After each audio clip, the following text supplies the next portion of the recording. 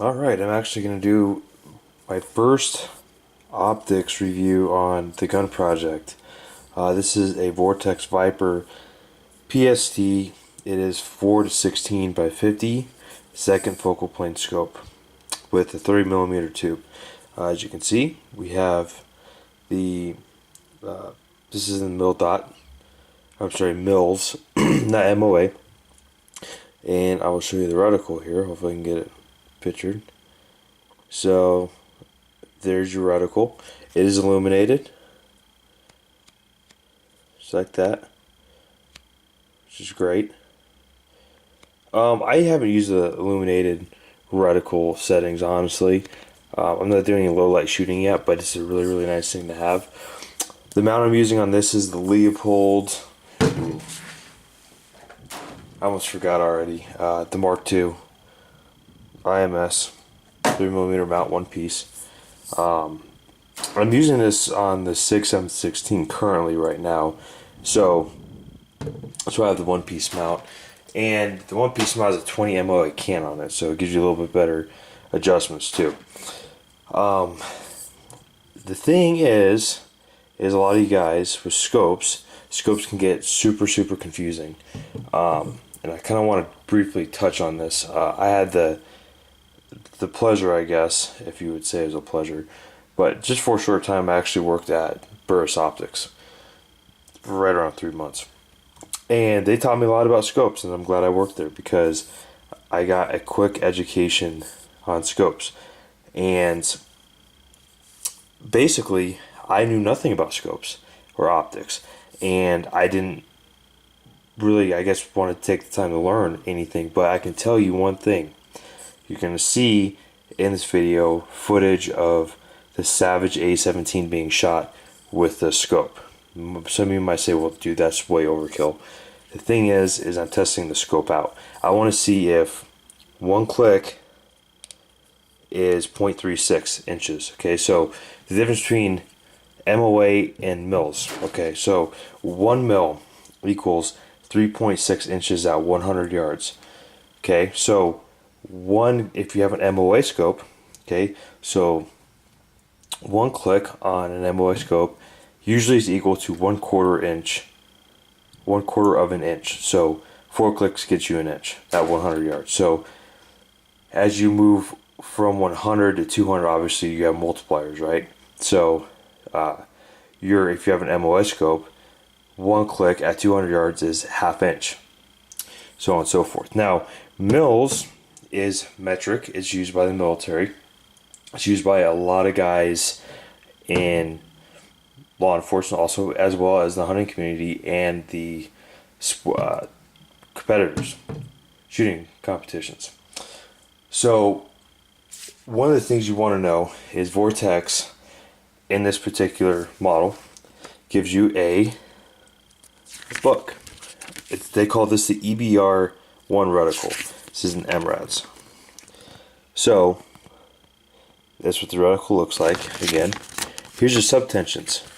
Really important to know. So obviously in between here is 0.5 MRADs. Of course, this is 4 MRADs, 2 MRADs, so on and so forth.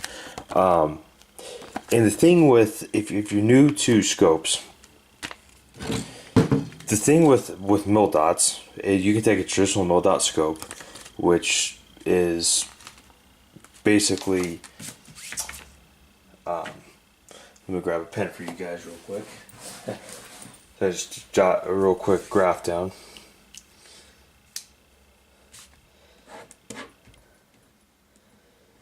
Let me do this on camera for you guys.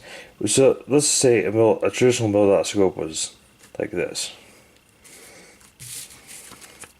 That's a traditional mil dot scope right there, and then you have just your plex reticles, which is this. So the thing is with this, and same thing with this reticle here, is this is actually used to range a target. So mil dots are used for, so the military guys use them. You can range a target. And in this wonderful book, this is super cool, it teaches you or tells you the equation of how to range a target with your reticle. Isn't that great? So, before there was laser rangefinders, we had math. And guys would range their targets with an equation. Can you range a target with the Plex reticle like this? Nope, not even close. Can you range a target with the mil-dot reticle like this? Yes, you can. So each one of these in the old graph, old mil-dot reticle, and the guys still use these today, is one of these is equal to 1 mil, which is 3.6 inches at 100 yards. So you're like, man, which one's better, the mil or the MOA? Okay, so the MOA adjustment is finer. Okay, 1 click equals 1/4 inch. So 4 clicks is 1 inch. 1 rad. Okay, so you have on the scope here, you go up 1, so you have 10 clicks, 3.6 inches. So MOA is a finer adjustment. Now, I'm going to wrap this up real quick. So you guys are like, man, you just be quiet about this. This is boring me to death. When it comes to dope sheets or dope cards, it's easier to convert mils. It's much easier. And well, let me see if I have all my paperwork here. Here's an example dope sheet here. So this is from the Hornady Ballistic website. If you look at here, come up mils 2.3. If you need to come up 2.3 mils, you take this. Oh, I'm in the camera, of course, and you just go up 2.3. That easy. Bam, you're done. Walk it all the way back down.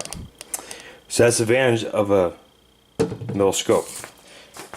Very easy. So, going back to this scope, like I said, second focal plane. What does that mean? When you sight this in, it has to be all the way to 16 power. Has to be. Because if you crank this back down to 4 and you had your 0 at 16, it's not gonna be the same. 1 mil is not gonna. It's not gonna be your 0 at 4 power. Now, if you're looking at something where, let's say you want to range a target at 4 power, and you want your 0 to be a 0 at 4 power to 16 power, you need to get a first focal plane scope. The difference is, first focal plane scope, the reticle actually sits in, and there's actually some really good articles out there on this, but your reticle sits right about right here, the first focal plane. Second focal plane, the reticle right now is sitting back here. Right now. So, a lot of law enforcement military will use first focal plane. That's just because, think about law enforcement, you're going to bring back your power. You don't need 16 power sometimes. Something to think about. First focal plane scopes are more expensive. You don't get better glass in the first focal plane scope. Okay? That's not what it is. You see here, this has a nice bell. This is a very nice scope, and so far it's worked like a champ. All my adjustments, and I took that Savage A17 out to 300 yards. I cranked up like 4 mils. It was crazy, but this scope is doing a wonderful job with adjusting. It's awesome. Here's a parallax here. Go up all the way to 500 to infinity, basically. Target turrets here. Of course, this red line means that it's 0. Now, this scope doesn't truly have a 0 stop. It has shims, but it's not a true 0 stop. So when I mean by 0, you're like, what the heck are you talking about, dude? So if I'm going down, see how it's not stopping? Because I haven't put in, it does come with shims. See if I can find this for you guys. So you can opt to put these shims in, and so you can crank your scope all the way up, let's say to 8 mils, come back all the way down to 0. And here they are right here. You actually pop this off and you put these shims in. Really, really cool. And it kind of serves as a 0 stop. So if you're sitting there cranking your scope, you're going up 8 mils, you're coming down 4, you're going up 3, I would install those. Reasons why I didn't do it is because I was testing the scope out on a different platform. So my 0 is changing. I'm changing my ammo, so I didn't put the stops in here because I knew I was just going to take this out and put it on a different rifle. It's very lightweight for what it is for the optic. This can reach, right now I'm using it on the 6.7/16 like I said, so it's more of a DMR setup for me, and it's working out great. This scope will probably stay on the 6.7/16, and then I'll just keep on reviewing different scopes. So to run down some just quick stats for you guys on this scope here, nothing too crazy on this thing. Basically, turret style, like I said, its target is a tactical style 0 stop turret. Again, second focal plane scope. Your travel per rotation is going to give you 12 MOA. It's going to give you max elevation adjustment. It's going to be 75 MOA, and max wind adjustment, which is right here, is going to be 75 MOA. So parallax settings from factory is set at, parallax generally from factory default is set at 100 yards for the most part. So obviously you see here, this is variable, so you can adjust it. So if your scope doesn't have parallax settings, you can bet it's set at 100 yards. In this case, it's variable, so you go from 50 to 5. Weight on this, without the mount, is going to be 22.4 ounces, which, like I said, is still pretty decently light. I showed you the reticle, so I don't want to bore you through subtensions on the reticle. If we go into kind of the features of it, glass in scopes. When I was working at Burris, you can start getting, really in the optics industry, a lot of manufacturers use grade 2 glass, this is going to be grade 2 glass. Nikon uses it, Burris uses it, I'm sure Vortex uses it. The way they coat their lenses possibly could be different. Because you can see on the box, Vortex basically says they have 8XD extra low dispersion glass, which basically enhances images. If you look at a Steiner binocular, when I worked at Burris, I had to know all these things because Burris and Steiner are the same company because they're owned by Beretta Holdings. So if you want to block out certain colors, you would coat your lenses different colors. So if you wanted to, let's say, block out greens, right, you would coat your lens to block out greens because hunters want to be able for wildlife to pop out. That's in their I believe it's in their wildlife series of binoculars on Steiner. And again, going into coated lenses, so Vortex states XR, multi-coated lenses, which increases light transmission for maximum brightness. There you go. So there's that again. So you can see there's the top there. So a lot of scope manufacturers have that philosophy. So let's say you're like, man, I want my scope to be able to capture more light. Your tube itself won't capture more light. 30mm tube versus 1 inch. The difference is I have more adjustment in my 30mm tube. Okay, so if I went up to 34, let's say in the Razor, which is more the top of the line scope, I'm going to get, I want to say, just offhand, 100 MOA elevation.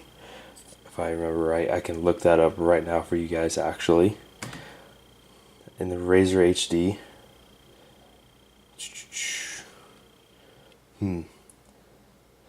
See, I'm doing this off of a whim here. I'm actually on Burris's website, or not Burris, I'm sorry.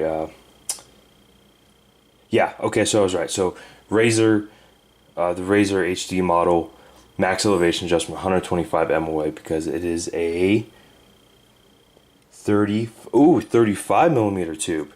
So you guys that are shooting 2 miles, there you go. Razor HD, 35 millimeter tube, 125 max elevation adjustment. Very, very cool. Another thing, argon purged gas with O-ring seals. Basically what that means is, to put this in layman's terms, is they got all of the oxygen out of this tube to seal it and waterproof it. The way they test this is they put it in a tank, they submerge it, make sure there's no bubbles. If you have bubbles, obviously water's getting in to your tube. So that's what that is. Shockproof, that's pretty standard. Aluminum tube, also standard. Matte finish on here. Rarely are you ever going to see a gloss finish on a scope anymore. It says zero stop turrets. It's kind of like a zero stop turret. It's not really a true zero stop turret. It says match turret and reticle subtensions. That's true, of course. Obviously reticle, if it's saying, hey, we have 1 mil, you click 1 mil if you want to go mechanical. So the reticle itself, I don't, and I've been trying to find some information on this, because you have 2 different reticles sitting back here. There's glass etched and there's a foil reticle system. Now I don't know, and I'm trying to find, and you guys might know this, but I'm going to say that it's probably a foil reticle on the reticle on this. Glass reticle is a little bit nicer, but heck, I mean, foil is fine. So to wrap this video up for you guys, this is a great scope. $500, that's what I paid for this thing. They're more expensive now. I got it on sale at Cabela's. But it's been an awesome scope. If you're a hunter, I would throw away that old school Plex scope that doesn't have target turrets on it. Go with something like this. I mean, you can now range out big game at 800 yards. Get yourself a dope sheet going on. It's easy. Call up Vortex. I mean, honestly, call up the guys at Vortex customer service and say, hey, I have the Viper, I need some help. If you're new to this, I need some help ballistically with my loads to create a sheet, and they'll walk you through how to do that. That's what they're there for, technical support. That's their job. That's what they do for you guys. But I would say big thumbs up, guys. If you're looking for a scope that you want to shoot, let's say 1,000 yards, pretty good scope. I would, if you're going that far out, I would recommend a first focal plane, especially if you're thinking you're going to go from, let's say, 16 power down to 4 power, and you want the same exact values, right? If you're the same exact 0, you need to go first focal plane. But I'll keep doing optics too. I just want to kind of keep running some different optics, let you guys know what optics are good for your money, which ones to avoid, which ones to spend a lot of time on. So thanks for watching, guys, as always, and we will see you next time.